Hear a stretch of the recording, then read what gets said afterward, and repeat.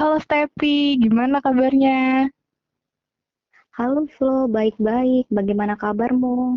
Aduh, aku baik juga nih. Cuma bosen banget nih aku di rumah. Semuanya serba online. Kangen tahu praktikum ke kampus. Ih, sama banget Flo. Aku juga bosan kuliah kayak gini. Kangen ya kuliah biasa. Aku kangen tahu sama Alfredo, sama Sepi. Ingat gak sih kalau misalkan kita biasa datang pagi tuh mereka ikut kita naik ke atas terus makan bareng di kelas. Iya, mereka suka banget ngerusuin kita mau makan pagi di kelas. Duh, kapan ya bisa ngumpul lagi? Kangen. Iya, sabar ya Flo. Kita doakan semoga cepat berakhir coronanya. Eh, Amin. Flo, ngomong-ngomong, bicara soal kucing, belum lama ini kakak sepupuku keguguran karena kucing loh.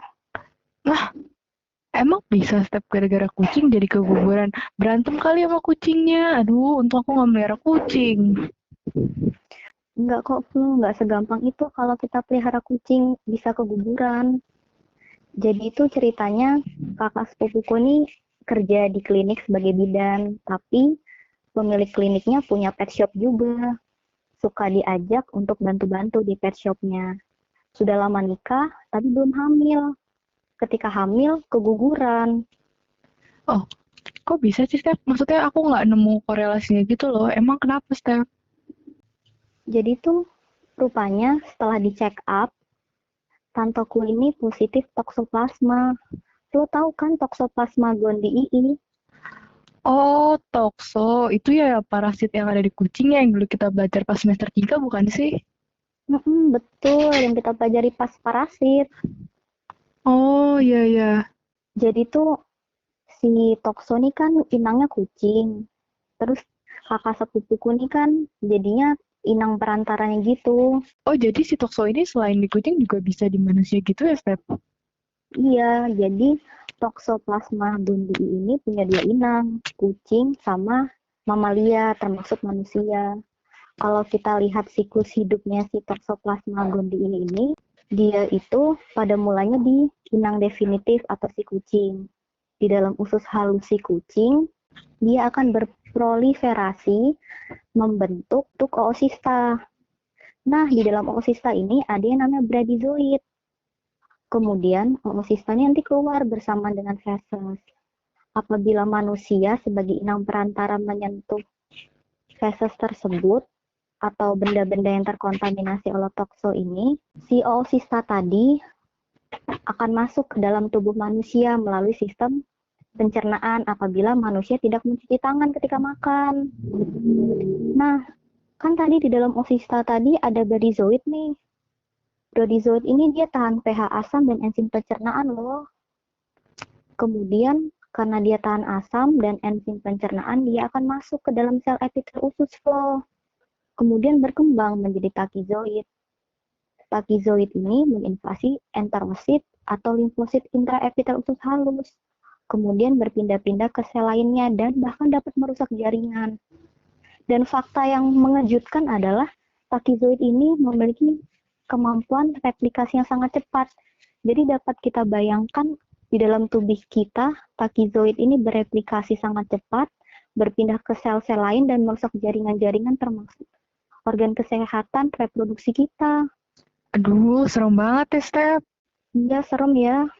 Terus gimana step tante kamu atau mungkin kita gitu kan kita sering nongkrong bareng Alfredo gitu. Kita tuh tau dari mana sih step kita tuh terinfeksi tokso gitu step. Jadi kalau kita mau tahu kita terinfeksi toksoplasma, kita dapat melihat dari gejalanya. Sangat disayangkan, gejalanya ini cukup umum bahkan non-spesifik, seperti demam dan pembesaran kelenjar limfe di belakang leher. Tapi apabila sudah akut, bisa terjadi encephalitis, radang, bahkan adanya lesi pada korion dan retina mata. Nah step kan gejalanya tuh umum ya kayak demam terus kayak tadi tuh kamu udah bilang kan pembesaran kelenjar limfu kita juga nggak tahu ya apa namanya awam tuh kita nggak paham. Ada nggak sih, step mungkin kayak rapid test atau apa gitu yang buat mendiagnosa tuh kalau kita positif tokso gitu. Atau mungkin kalau tante kamu gimana tuh, Step? Jadi karena Tanteku ini sudah keguguran, jadi coba periksa ke dokter, di check up.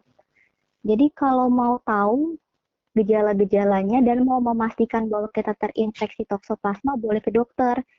Kita akan dilakukan pengecekan uji serologis untuk mendeteksi imunoglobulin M dan imunoglobulin G ataupun dengan metode Field ELISA. Wah, Tapi harus dilakukan oleh profesional loh, Flo. oh gitu. Beda ya berarti itu kayak rapid test aja ya, ada IgM sama IgG-nya. Iya bener. Terus kalau misalkan apa namanya kalau misalkan lagi mengandung terus ternyata positif tokso, itu bakal selalu keguguran atau ada kemungkinan gitu nggak sih Step, bahwa anak itu bakal lahir? Belum tentu, Flo. Ada juga ibu-ibu yang tidak keguguran, tapi anaknya lahir dalam keadaan prematur atau ada anaknya yang lahir dalam kondisi meninggal. Ada juga anak-anak yang lahir tadi dengan toksoplasma kongenital, ia memiliki tanda-tanda seperti hidrosefalus, retardasi mental, penyakit mata, blastosis, dan hidrofetalis. Terus kalau misalkan kita sering megang-megang kucing, ngelus-ngelus kucing gitu, emang kita bisa Step langsung terinfeksi? Enggak kan, aku jadi takut deh. Enggak, Flo. Kita harus ingat lagi tadi siklus hidupnya. Apabila kita tidak mencuci tangan dengan baik, kemudian kita makan, nanti oosistanya dapat masuk ke dalam sistem pencernaan kita kan. Jadi kita harus mencuci tangan dengan baik. Oh, jadi kalau misalkan kita kontak gitu, maksudnya pegang gitu fesesnya yang ada kistanya gitu, baru kita bisa terinfeksi gitu ya. Iya, Nah, kan kamu melihara mumu nih, kucing kamu tuh. Kamu nggak takut gitu melihara mumu? Atau mungkin kamu ada tips gitu, gimana sih caranya supaya kita tuh melihara kucing, tapi kita tetap bebas dari toksel gitu, Step? hmm, aku udah melihara Momo ini 7 tahun loh, Flo. Tapi Wah, tapi nggak ada gejala apapun sampai saat ini. Jadi kayak aku punya beberapa tips untuk teman-teman, untuk Flo kalau mau pelihara kucing. wah Ada boleh 6 dong tips nih. bagi-bagi, bagi-bagi ya. Tips yang pertama nih, kita harus menghindari kontak langsung dengan kotoran. Jadi kalau kita mau ngambil membersihkan feses kucing, kita boleh menggunakan glove atau sendok atau peralatan yang lainnya. Dan kita juga harus menjaga kebersihan kandang dan tempat feses kucing dengan rutin membersihkannya sebanyak 1 sampai 2 kali sehari. Tips yang kedua, kita harus memberikan makanan khusus. Hindari memberikan makanan mentah seperti daging mentah atau daging ayam mentah, karena kemungkinan daging yang mentah ini mengandung oosista dari toksoplasma. Tips yang ketiga, kita dapat memelihara kucing di dalam rumah, atau kita boleh memelihara kucing di dalam kandang di luar rumah tanpa membatasi gerak-gerak dari si kucing ini. Karena kita harus menghindari kucing kita berinteraksi dengan hewan-hewan seperti tikus yang terinfeksi dengan toksoplasma ini. Tips yang keempat, kita harus rajin membersihkan atau memandikan kucing. Setidaknya kita bersihkan 3 kali per bulan atau 1 kali seminggu menggunakan shampoo khusus dan mengeringkan rambutnya hingga kering untuk menghindari pertumbuhan jamur pada kulit.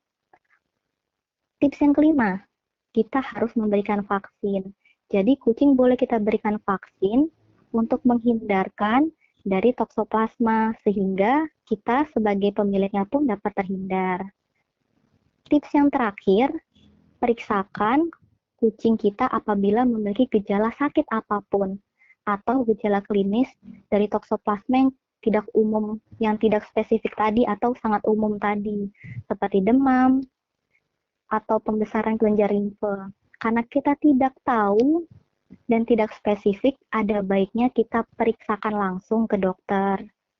Seperti itu, Flo. Wah, tips-tipsnya bermanfaat banget nih buat aku yang belum pernah melihara kucing.